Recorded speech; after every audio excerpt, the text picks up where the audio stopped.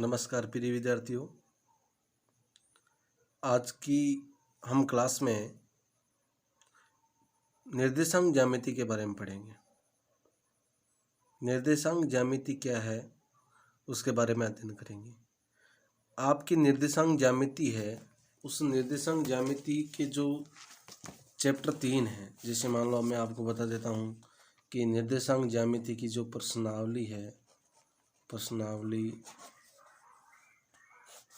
एक तो 7.1 है और एक आपके 7.2 है और एक आपके 7.3 है।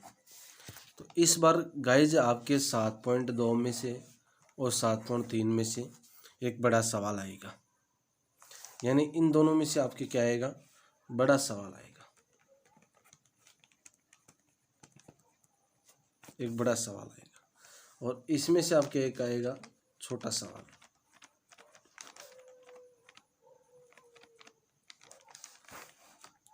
तो गाइज आपको क्या करना है कि आज मैं आपको 7.2 है, 7.2 जो है उसका जो बड़ा सवाल है वो आपको मैं बताने जा रहा हूँ। तो आज आप इस जो बड़ा सवाल बता रहा हूँ उसको ध्यानपूर्वक सुने। अगर आप मेरे चैनल पर नए हैं तो प्लीज़ चैनल को सब्सक्राइब कर लें, लाइक करें और अधिक से अधिक विद्यार्थियों तक शेयर करें। और जो मैं आपको क्वेश्चन बताता हूँ डेली मेरी क्लास के माध्यम से, जो भी मैं वीडियो आपको बताता हूँ उस वीडियो में आपको जो क्वेश्चन बता रहा हूँ वो क्वेश्चन इस बार बोर्ड एग्ज़ाम में पक्के आएंगे। यानी आप ध्यानपूर्वक देख रहे हैं इन सवालों को, तो आप को अच्छे नंबर लाने से कोई नहीं रोक सकता। तो गाइज आज मैं आपको जो सवाल बताने जा रहा हूँ इस बार बोर्ड में एग्ज़ाम में पक्का आएगा। तो ये आपके लिए गेस पेपर ही मान लो। आपकी जो सातवीं प्रश्नावली है उसमें से मैंने एक सवाल बनाया है, वो सवाल आपके इस बार पक्का आएगा। आप पेपर में जाते ही देख लेना गाइज, बहुत ही मोस्ट क्वेश्चन है। मेरा 10 साल का एक्सपीरियंस है, 10 साल के जो पुराने पेपर हैं और 10 साल से मैं पढ़ा रहा हूँ। तो 10 साल की जो पुराने पेपर और 10 साल का मेरा जो एक्सपीरियंस है उसको मद्देनज़र रखते हुए मैंने ये सवाल निकाला है और इस सवाल का आपको मैं हल निकाल के बताऊंगा। जो आपके सामने सवाल है इस सवाल का आपको हल निकाल के बताऊंगा। अब ये सवाल आपको क्या करना है, इस सवाल को आपको देखो समझना है ये सवाल क्या है। सबसे पहले देखो, सबसे पहले आपके सामने सवाल है कि उस बिंदु के निर्देशांक ज्ञात कीजिए जो बिंदुओं -1 और 7 और 4 और -3 को मिलाने वाले रेखाखंड को 2:3 के अनुपात में विभाजित करता है। गाइज इस बार ये मैं आपको डायग्राम बना के समझाऊंगा। अगर आपके डायग्राम बनाने के बाद मेरे को ये लगता है कि आपके ये क्वेश्चन गलत नहीं होगा। तो देखो प्रश्न दोबारा एक बार फिर रिपीट कर रहा हूँ। प्रश्न है उस बिंदु के निर्देशांक ज्ञात कीजिए जो बिंदुओं -1 और 7 और 4 और -3 को मिलाने वाले रेखाखंड को 2:3 के अनुपात में विभाजित करता है। मतलब इसके निर्देशांक ज्ञात करने हैं। तो हमें क्या करना है, सबसे पहले देखो मैं आपको डायग्राम बना के बताता हूँ। सबसे पहले आपको एक रेखाखंड खींच लेना है। क्या खींच लेना है, एक रेखाखंड खींच लेना है। इस रेखाखंड में आपको इसका नाम दे देना है ए और एक का नाम दे देना है बी। फिर आपको क्या करना है, ए के निर्देशांक कितने हैं, देखो ए के निर्देशांक -1 और 7 हैं। तो -1 और 7 तो यहाँ लिख देंगे -1 और 7। बी के निर्देशांक हमारे पास कितने हैं, 4 और -3 तो यहाँ लिख देंगे 4 और -3। फिर ये कह रहा है अनुपात, अनुपात गाइज हमेशा यहाँ लिखा जाता है 2:3 और निर्देशांक यहाँ लिखे जाते हैं। निर्देशांक हमारे पास नहीं है तो यहाँ लिख देंगे x और y। मतलब अगर आपको ये चित्र बनाना, डायग्राम बनाना आता है तो आपका ये सवाल बिल्कुल गलत नहीं होगा। अब देखो इसने दिया कि ए के निर्देशांक है -1 और 7, बी के निर्देशांक है 4 और -3, और अनुपात है हमारा 2:3, और हमें निर्देशांक ज्ञात करना है, यानी पी के निर्देशांक ज्ञात करने एक्स और वाई। अब गाइज हमारे पास सूत्र है, हमारे पास जो सूत्र है वो सूत्र क्या है, वो सूत्र मैं आपको समझा देता हूँ। देखो अलग समझा देता हूँ। यहाँ पे हमारे पास जो सूत्र है वो है, एक तो आंतरिक विभाजन, यानी आंतरिक विभाजन,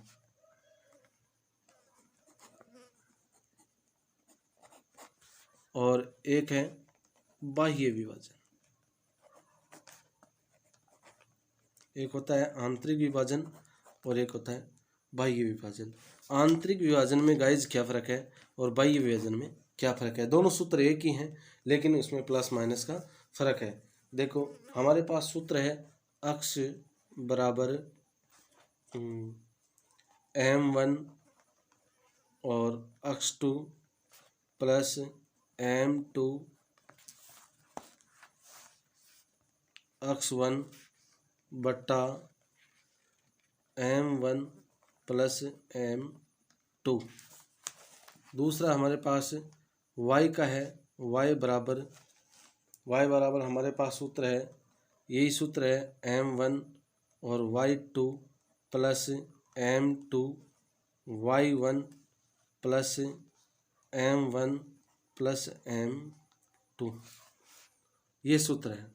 देखो m1 x2 plus m2 x1 और m1 प्लस m2, ये तो x के निर्देशांक है और ये y के निर्देशांक है। अब हमें सूत्र देखना है, तो ये सूत्र किसका है? आंतरिक विभाजन का। और बाह्य विभाजन का सूत्र क्या है? अगर इस सूत्र के अंदर यहाँ प्लस लिखा हुआ है तो हम क्या कर देंगे, अगर माइनस कर देंगे, और यहाँ प्लस, जहाँ जहाँ प्लस लिखा हुआ है वहाँ हम अगर माइनस कर देंगे तो ये सूत्र हो जाएगा बाह्य विभाजन का।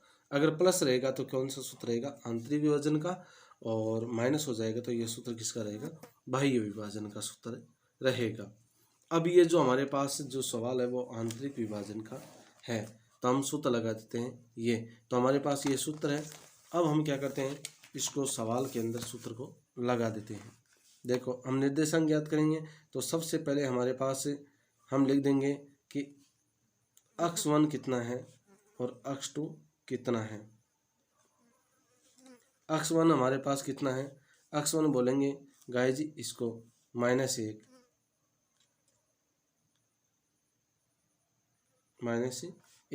और x2 हमारे पास कितना है, ये है 4। फिर है y1 y2, तो y1 हमारे पास कितना है 7, और y2 हमारे पास कितना है -3, ठीक है।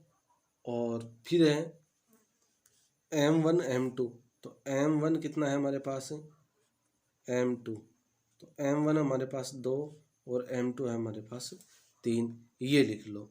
ये लिखने के बाद में गाइज आप क्या करोगे,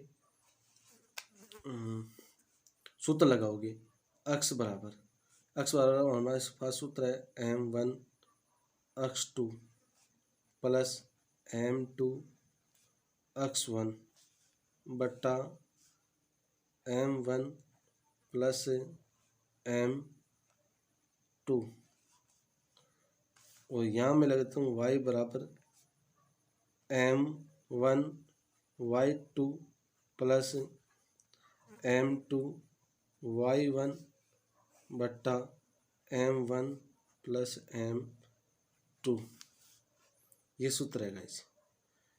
अब हम क्या करेंगे, x बराबर m1 हमारे पास कितना है, m1 हमारे पास 2, तो यहाँ लिख देंगे 2। अब देखो इसके बीच में ये दोनों आपस में क्या है, इनके बीच में कोई चिन्ह नहीं है, तो क्या है, मल्टीप्लाई है, गुणा है। x2 हमारे पास कितना है 4, तो यहाँ लिख दूंगा 4, प्लस का चिन्ह। m2 हमारे पास कितना है 3, गुणा x1 कितना है हमारे पास -1, तो -1 लिख दूंगा, बट्टा लिख दूंगा m1 प्लस m2 कितना है 2 प्लस 3। फिर है y बराबर गाइज हमारे पास है m1 हमारे पास 2 हैं, देखो, इनटू y2 हमारे पास कितने हैं -3 प्लस M2 हमारे पास कितना है 3 गुणा y1 हमारे पास कितना है 7 बट्टा M1 और M2 हमारे पास 2 + 3 है। अब देखो 4 को 2 से मल्टीप्लाई करेंगे तो x बराबर लिख देता हूँ, कितना आ जाएंगे 8 आ जाएंगे, प्लस 3 एकम 3 प्लस और 3 एकम 3 और ये किसका आएगा माइनस का, तो यहाँ लिख देंगे माइनस के 3 बटा 3 और 2 कितने हो जाते हैं 5। फिर चलेंगे हम y बराबर हमारे पास है 3 दूनी 6, तो ये प्लस माइनस क्या हो जाएगा -3 दूनी 6, फिर प्लस 7 ये कितना हो जाते हैं 21 बट्टा 3 2 कितने हो गए 5। अब गाइस हम आगे चलते हैं, फिर है x बराबर 8 प्लस माइनस क्या हो जाएगा -3 बट्टा 5, फिर है y बराबर माइनस के 6 और 21, तो माइनस के 6 में से 21 जाएंगे तो कितने बच जाएंगे, यानी 21 में 6 घटा दो, 21 में घटाने 15 बच जाते हैं, 15 किसके प्लस के 15 बट्टा 5, और इधर 8 इधर घटाओ आप, x बराबर 8 में से 3 गए कितने बचे 5 बट्टा 5, और यहाँ हो जाते हैं y बराबर 15 बट्टा 5। इसका मतलब 5 का भाग 5 में कितनी बार जाएगा, एक बार जाएगा, और 5 का भाग 15 में कितने आया 5 दिए 15, तो हमारे पास x बराबर तो कितना आया 1 आया, यानी x बराबर हमारे पास कितना आया 1 आया, और y बराबर हमारे पास कितना आया 3 आया। अब हमारे पास p के निर्देशांक कितने आ गए, तो 1 और 3। तो गाइज ये इससे सवाल करते हैं, देखो हमारे पास सवाल था और सवाल को हमने हल कर लिया। गाइज अगर आप मेरे YouTube चैनल पे नए हो तो चैनल को जल्दी से जल्दी सब्सक्राइब कर लें, लाइक शेयर कमेंट करें और वीडियो को ज़्यादा से ज़्यादा फैलाएं, जिसमें एग्ज़ाम में लोगों को फ़ायदा मिल सके। मेरे हिसाब से ये आपको सवाल समझ आ गया। जय हिंद साथियों।